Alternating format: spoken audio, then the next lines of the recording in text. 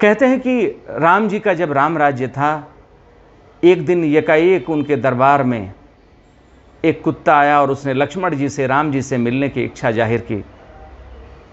राम जी से पूछकर लक्ष्मण जी उस कुत्ते को राम जी के पास ले आए। राम जी ने पूछा कि मित्र क्या हो गया?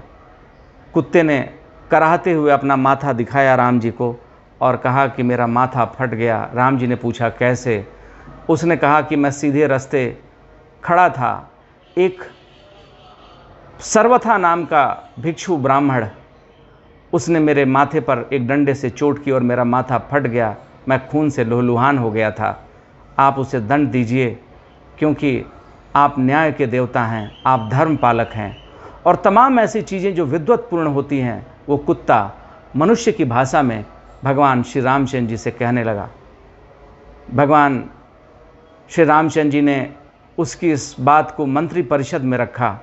तमाम मंत्रियों की उपस्थिति में अंगिरा, कश्यप, वशिष्ठ जी जैसे जो ऋषि मुनि थे उनकी उपस्थिति में इस बात को राम जी ने रखा।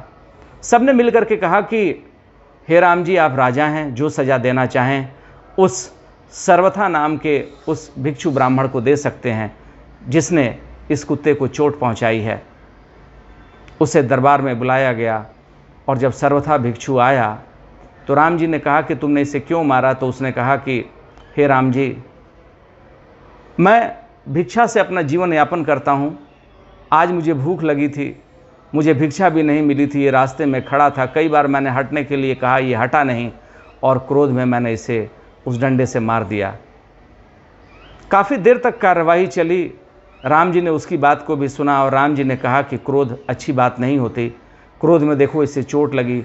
व्यक्ति बड़े से बड़ा अनाचार क्रोध के समय कर देता है। और समझाने बुझाने के बाद राम जी ने मंत्रियों और ऋषि मुनियों से पूछा कि इस ब्राह्मण भिक्षुक को जिसने मारा है उस कुत्ते को डंडे से, इसे क्या सज़ा दी जाए? सब ने मिलकर एक स्वर में कहा कि हे राम जी, आप राजा हैं और शासक का अधिकार है कि वो कुछ भी सज़ा दे सकता है। तो राम जी ने कहा कि आप सब भी चाहते हैं कि मैं सज़ा दूं।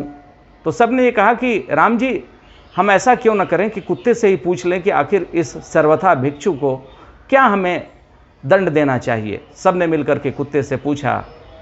कुत्ते ने कहा कि मैं चाहता हूं कि कालंजो नाम का एक मठ यहाँ से कुछ दूरी पर है, इन्हें उसी मठ का मठाधीश बना दिया जाए।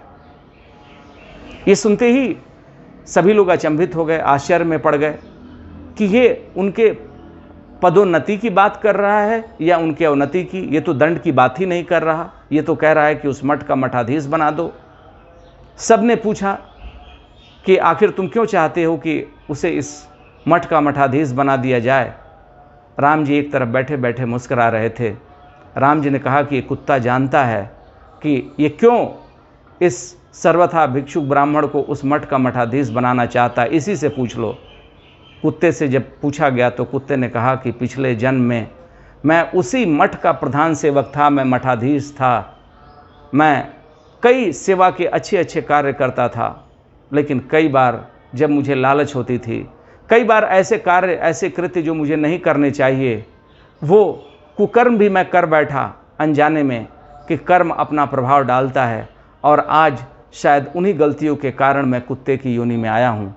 मैं आप सबसे निवेदन करूँगा कि आप इस भिक्षु ब्राह्मण को भी उस मठ का मठाधीश बना दीजिए। उस पद पर जाने के बाद इसे इतना लालच पैदा होगा, इतने ये कुकर्म करेगा, इतना अनाचार और गलत कार्य करेगा कि अगले जन्म में ये भी मेरी तरह कुत्ता बनेगा और तब इसे भी कोई न कोई डंडे से मारेगा और इसे तब अपने किए हुए कृत्य का पश्चाताप होगा। ये सुनकर सभी लोग एक स्वर में बोले कि ठीक है, सजा दी जाए और इस भिक्षु ब्राह्मण सर्वथा को वहाँ कालंजो मठ का मठाधीश बना दिया जाए। और उसे मठाधीश भी बना दिया गया। प्यारे दोस्तों, ये कथा, ये कहानी ये कहती है कि बड़े से बड़े पद पर यदि व्यक्ति को पुण्य उदित होने पर कुछ करने का मौका मिले तो वो पद के अहंकार में मत आ जाए, पद की लोलुपता के लिए वो कुछ ऐसा न कर बैठे कि अगले जन्म में उसे निचले स्तर पर गिरना पड़े।